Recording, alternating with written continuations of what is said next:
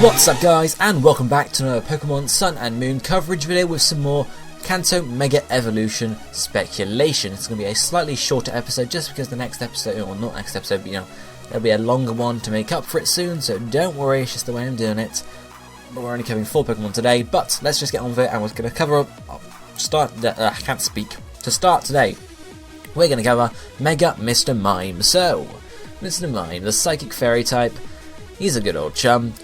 What if you got a Mega Evolution? Well, I love this art that's designed for it. It's just crazy. It's exactly how you'd imagine a Mr. Mime. I mean, the 2 sets of arms may be a bit off, but because who needs 4 hands in the end? But maybe, I don't know. Anyway, what typing would a Mega Mr. Mime be? Well, I feel like it has to keep the Psychic Fairy typing because that's what makes Mr. Mime Mr. Mime. The Psychic was been there already. We're not getting rid of that at all. The Fairy typing, yes, that was added in Generation 6. It's a little bit weird, but to take it away from Mega Evolution would sort of defeat the point of it. And obviously, the Fairy type is pretty good anyway. It gives you a immunity to Dragon, gives you resistance to, or an extra resistance to fighting actually. Yes, it means you're weak to poison, but Psychic gets poison, so easy peasy there. Anyway, so Psychic Fairy for the typing is something I feel you have to do for it. Stat change wise, I feel like a Mr. Mime Mega Evolution would be a defensive one. It'd be mainly, Mr. Mime in the first place isn't the most defensive Pokemon. It's focused a lot on physical, or not physical defense, but defense in general. So I feel like stat change wise for Mega Mr. Mime, you'd have physical and special defense boosts. Maybe not huge amounts, because you obviously have a small special attack boost and a small physical attack boost as well, and then a small speed boost, but mainly defense and special defense. Ability wise for Mega Mr. Mime, building on this defensiveness, I think one of its basic abilities is Filter, so it could certainly carry that across, and that would reduce the power of super effective moves, which is pretty good, don't want to complain about that. Okay, yes, if a Steel type attack or a Poison type attack actually hits you, sure, whatever, there's a bit less damage. Dark, obviously, you would take normal from, because of Psychic Fairy, for example. Then it could have obviously another different one. One I thought of, is an ability you think about much for Mega Evolutions, but that would be Synchronize. Obviously, Synchronize gives you, if you get poisoned or paralysed or burnt, the opponent, if they can receive that sort of status affliction, they get it as well. So I feel like Synchronize would be an interesting one for Mega Mr. Mime or Mega Evolution in general, just because it's not something you think about often. But, for example, if Mega Mr. Mime was built defensively as a tank to soak up loads of damage, people would be like, that's right, I'll just Toxic it and it will just take him out like that. But they have Synchronize now. So unless you're a Poison type, you're also going to get toxic poison from it. So I feel like that would be a really interesting way to go, because that would sort of, I don't want to say counter it, because it won't counter it, because obviously you still get toxic poisoned, but they'd have to do it sort of under the threat of, under the knowledge of the fact that they get poisoned as well. So unless they have something to counteract that, they might want to think twice about actually toxic poisoning you and figuring a way to take you out that doesn't involve that, for example.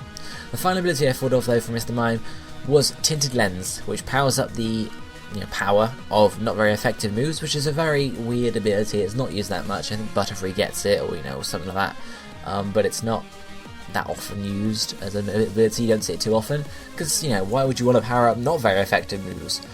Well, why would it be useful for Mr. Mime? I don't really know why it would be useful for Mr. Mime. I just feel like it might make a bit of sense. Obviously the lens bit doesn't really fit it, because obviously it's not a bug type or anything along those lines, but it could still be used, and obviously anything that's not very effective, so if you're using Fairy type moves against a Fire type, for example, I mean, not that you would need to, they get a small power up, so I don't know, it wouldn't be that powerful an ability, but I feel like if it were just to fit sort of Mr. Mime in general, especially if you get a nice big defense boost, because obviously then you take every little helps for the attacking moves and such. But that's Mega Mr. Mime there.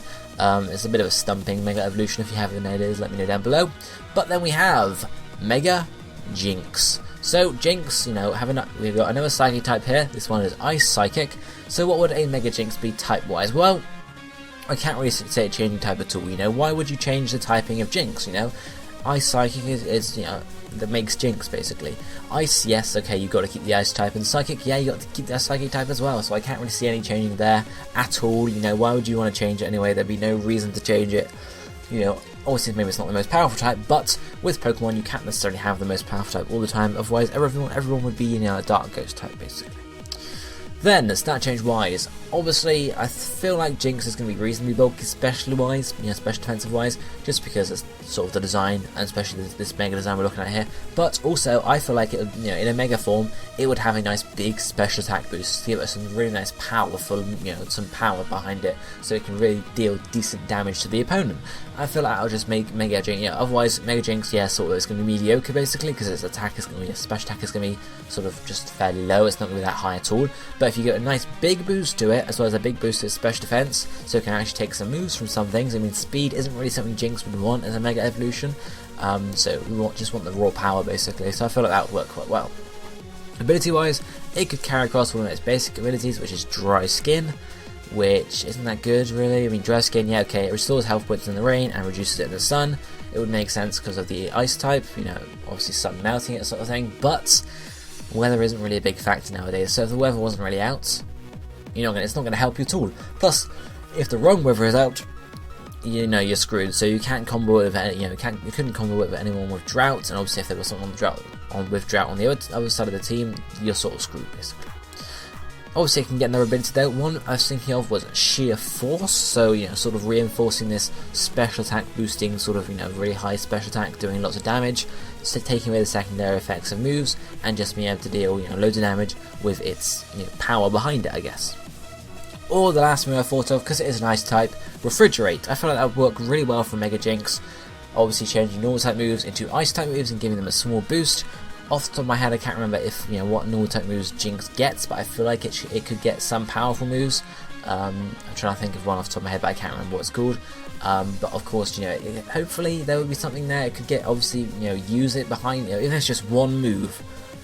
If it's just one move that, for example, is pretty powerful and would make it powerful than any other ice type move Jynx can use, then obviously you'd use that instead of a Jynx type move, an ice type move, and you'd have a psychic type move alongside it. Even if there's one or two moves, it doesn't have to be a huge assortment of normal type moves, but even if there's one or two that it can use pretty well, Refrigerate is definitely a possibility there.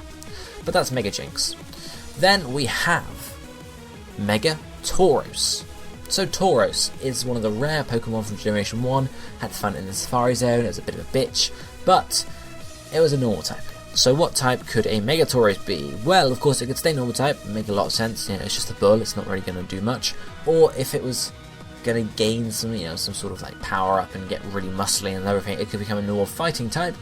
Would make a lot of sense, if it would, to gain muscles and such, to make it sort of, it wouldn't make sense in terms of actual fighting because it's a bull, so it's not there to like punch and kick or whatever. But I mean, kick it can, but it can't punch, for example. But I feel like fighting would work well there. Or if its horns and everything is metally on its sort of body were to make it power up, maybe its head turns into some sort of helmet with covered in steel. Normal steel is a possibility as well. Of course, that's 4 times weak to fighting, which is the best, but of course, it's a possibility.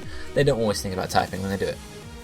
What stat changes will I see from Mega Tauros? Well, a physical attack boost, obviously, because you want to have a nice big powerhouse on Tauros, but also a physical defense boost, especially if you get that steel stuff on its head. If you get, for example, you see its big sort of darker brown mane, if that were to go and cover its whole body and give it some more protection, you could definitely see a physical defense boost there, as well as a decent speed boost as well. Not a huge speed boost, that wouldn't be one of the main ones boosted, but a decent speed boost would be pretty good to make it a little faster and to be able to run around and deal some damage. Then ability wise, for Mega Tauros, it could have, like Mega Jynx, a Sheer Force. Obviously it's one of its normal abilities, so I feel like Sheer Force would be pretty good on it, because you're not really going to care about secondary effects too much, you just want to care about raw power and dishing it out, so I think like Sheer Force would be a good one to carry across. Or it could get Moxie. I've seen Moxie a few times before, obviously. Moxie getting a boost up every time you take the opponent out, so I'm not going to complain about that. If you got a decent speed stat and also a decent defense stat, you can power up your attack as you go, and then they're going to struggle to either be faster than you or take you out in a couple of hits. So Moxie, just power through the enemy team basically. Or it could go all out and get huge power. That's a bit OP, especially if it gets a really good attack stat boost, but if it only gets a small attack stat boost, huge power would definitely work well, doubling that attack stat and just giving it raw power to take the opponent out with. Any 3 of those abilities really would be pretty good for Mega Tauros. I mean, maybe depending on the stat changes, huge power would be too powerful, but depending on if it was only a small attack boost, maybe Sheer Force and Moxie would be not powerful enough. So it'd be a compromise between the stat change, amount, and the ability there. But those are the ones that I feel like would work pretty well for Mega Tauros. Then the 4th Pokemon and the final Pokemon for today we're looking at is Mega Lapras. I feel like Lapras is this Pokemon that really need. I would love to see the Mega Evolution for Lapras. Just to make it happen, Game Freak. It would be really cool. Obviously Lapras is a Water Ice type. A Mega Evolution, I'm not going to see it changing type at all. Water Ice is what makes Lapras Lapras. That's the only times I say, it's got to stay as a single type. When the typing makes the Pokemon. If it's, it's just a Fire type, doesn't make the Pokemon.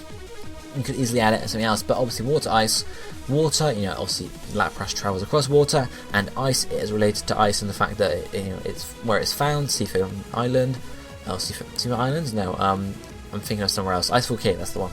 But you guys get the idea that ice would make sense. Obviously, maybe you're getting a bigger emphasis on the ice type for this Mega Evolution. As you can see, this design here. It's not my favourite Mega Lapras design, but it's the one I chose to show here.